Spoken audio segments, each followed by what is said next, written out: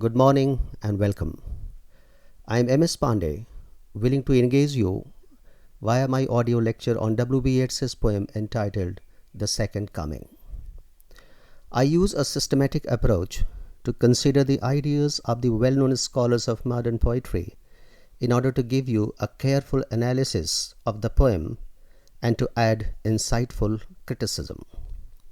I make use of teaching questions in my talk as a learning device, and these are meant for developing your critical thinking and competence. So first thing first, let me provide you with some background on the making of W.B. Yeats as a poet. Born in Dublin, Ireland, William Butler Yeats is considered to be as one of the foremost poets of English language of 20th century. Yeats occupied a paradoxical position because he described himself as the last romantic, yet he grew into a modernist poet of tallest nature. Although Yeats was an Irish to the core, yet his focus was wide. His poetry makes use of Irish mythology as well as wide eclectic reading in philosophy, history, and literature. He was seriously involved with the occult throughout his life because it provided him a philosophy of mysticism. Significantly, Yeats was also deeply influenced by Indian philosophy, religion, and literature. And as a mark of international praise, he was awarded the Nobel Prize for Literature in 1923. Now, I am going to do four things. First, I'll give you a short introduction to the poem, then how to recite this poem, third, a paraphrase of the poem, and last, in-depth analysis of the poem in terms of theme, structure, style, prosody, tone, symbol, and imagery. The Second Coming was composed in 1919 after the end of the World War that killed millions of people. This huge destruction of humanity was a shocker and eye-opener for poets like W.B. Yeats. The poem brings out Yeats's vision of disaster and calamity. This vision arises from a mood of doubt and despair, anarchy and disbelief. The poem contains two stanzas with 8 and 14 lines respectively. The first stanza describes a world of chaos and confusion through the symbols of gyre, falcon, and falconer. The second stanza presents a mysterious vision of the future, represented by the arrival of the rough beast having lion body and the head of a man. This monstrous creature comes uninvited in place of the second coming of Christ to the earth. With these introductory remarks, I now recite this poem. Please give thoughtful attention to sound patterns, rhythm, imagery, and tone. Here is the poem. Turning and turning in the widening gyre, the falcon cannot hear the falconer. Things fall apart, the center cannot hold. Mere anarchy is loosed upon the world. The blood-dimmed tide is loosed, and everywhere the ceremony of innocence is drowned.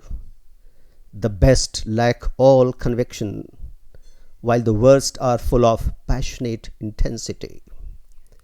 Surely some revelation is at hand. Surely the second coming is at hand. The second coming? Hardly are those words out when a vast image of Spiritus Mundi troubles my sight. Somewhere in the sands of desert, a shape with lion body and the head of a man, a gaze blank and pitiless as the sun, is moving its slow thighs, while all about it reel shadows of indignant desert birds. The darkness drops again. But now I know that 20 centuries of stony sleep were vexed to nightmare by a rocking cradle. And what rough beast its hour come round at last, slouches towards Bethlehem to be born. I am giving you now a paraphrase of what is in the poem. Flying the long way around in an ever-increasing spiral, a falcon can no longer listen to the call of its owner. Things are breaking down, and the very foundation of humanity is breaking. A state of lawlessness and disorder have spread all over the world. The tidal stream of water is darkened by blood. All kinds of rituals of innocence have been consumed by this tide. On the one hand, the best people are uninspired and have lost their faith. On the other hand, the worst people are full of passion. Certainly, some kind of revelation has to take place very soon, and the second coming itself must be near.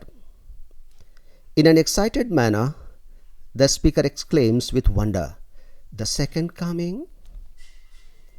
Suddenly, a vast image flashed in the speaker's mind from the spiritus mundi known as collective memory. In this image terrifies the speaker.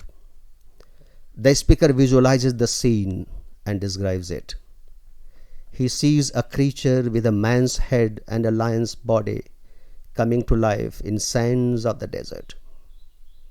The creature's expression is empty and without pity, like the sun. Its thighs are moving slowly, and all around the beast fly the shadows of destructive desert birds like vultures. The darkness was becoming more intense, and the vision is impossible to decode. But the speaker senses something new and comments. 2000 years following the birth of Christ, the civilization was lying stone dead in the collective consciousness. The speaker asks, "What rough beast of revelation, whose time finally has come, is moving towards Bethlehem, where it will be born?" This was just a paraphrase of the text. My aim was to help you to capture the general impression of the poem. Now, we will critically analyze this poem. The second coming is the very manifestation of chaos and despair, confusion of values, and the decline of compassionate humanism. The poem opens with crucial image of Jair, followed by the bird imagery of the falcon and the falconer. Yeats describes his system of Jair in the context of the ebb and flow of history and civilization. The two interlocking cones of Jair hint at the end of a cycle of history of 2000 years and the beginning of the new cycle. Jair refers to a circular path which is widening and getting further and further away from its center. Yeats's falcon has soared up in the ever-expanding Jair beyond the control of the falconer. Here, falcon is a symbol of the human race, and the falconer is the symbol of God or standards of ethics and morality. Falcon's continuous turning in the widening Jair without any control of the owner signifies absolute anarchy. The center, which kept the parts together, has disappeared and things are breaking down. The anarchy is all pervasive and affecting all spheres of human life, be it political, social, intellectual, moral, or religious. This situation has turned the lofty conviction of humanity upside down and topsy-turvy. This may be a statement of existential anxiety. The second stanza describes a new avatar, a new birth, the second coming of Christ or Antichrist as promised in the Bible. But what sort of second coming will it be? Perhaps it will not be a Jesus Christ in human form, but something very different from Christ. The utterance of the words second coming in the poem evokes a terrifying image of a sphinx-like beast with a man's head and a lion's body. The source of this image is the spiritus mundi, or in other words, collective memory, which is the seed store of all archetypal images. This may remind us Narsimha avatar in Indian mythology. The monstrous creature that appears in the second coming is the symbol of the new civilization, which is antithetical and opposed to the Christian civilization. The life gyre of Christian civilization is in pang of death, because its span of 2000 years is nearing its end. The rough beast is perhaps an echo of the beasts of the 13th chapter of the book of Revelation. In the New Testament of Christian Bible, beasts bring destruction and apocalypse. The beast has been around from its sleep by a violent rocking cradle or destruction. This brazen beast, which is atavistic, irrational, and indifferent to human suffering, is now creeping slowly to take birth in Bethlehem, where Christ was born. The second coming is likely to be of subjective type. The new civilization is bound to be subjective, as Christ belonged to the objective type. Yeats somewhere said, and I quote, "After us the savage God." The repetition of words and plosive, nasal, liquid, and glide sounds create a sense of bafflement and suggest desperate moment.